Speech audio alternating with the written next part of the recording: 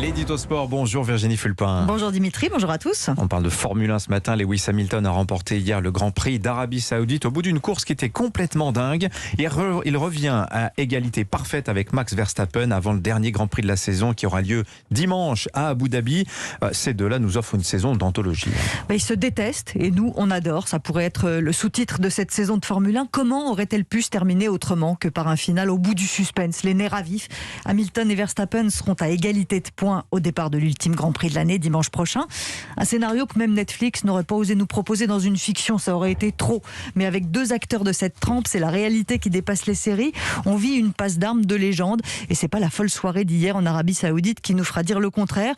Elle a oscillé en permanence entre le ridicule et le sublime. Et 1 et 2 et 3 départs dans une même course. Des accrochages, en veux-tu, en voilà. 5 abandons, des drapeaux rouges, des négociations permanentes entre les écuries Mercedes et Red Bull et la direction de la course, des casques qui volent et des records de vitesse autour, battus par Hamilton, par Verstappen, par Hamilton, par Verstappen.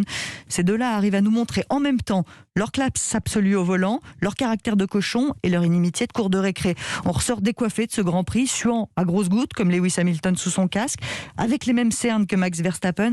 Je veux pas faire de jaloux, ils n'ont pas besoin de ça. Ça vous vide, ce genre de course, ce genre de saison et cette tension permanente entre les deux prétendants. C'est le genre de duel aussi qui pimente la Formule 1. Ouais, j'arrive pas à savoir s'il faut trouver ça triste ou réjouissant. Évidemment que l'histoire du sport est faite de duels épiques, mais là on atteint quand même des sommets en matière de détestation à peine polie, de règlement de compte et de coups bas. Choisis ton camp, camarade, tu es derrière Verstappen ou Hamilton? On est quasiment sommé d'avoir une préférence, de choisir entre le feu et la glace, l'ancien ou le moderne. Rien ne vaut les rivalités exacerbées pour rendre le spectacle encore plus scotchant.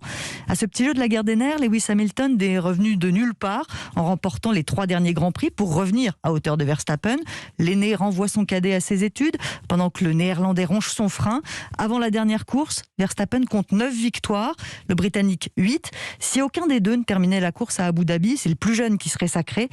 De là à imaginer de nouveaux coups bas, après une saison pareille, je ne me risquerais pas un quelconque pronostic. Ces deux-là vont surveiller du coin de l'œil toute la semaine. Pendant que nous, on attendra le final avec autant d'excitation que d'appréhension. Merci Virginie Fulpin, 7h23.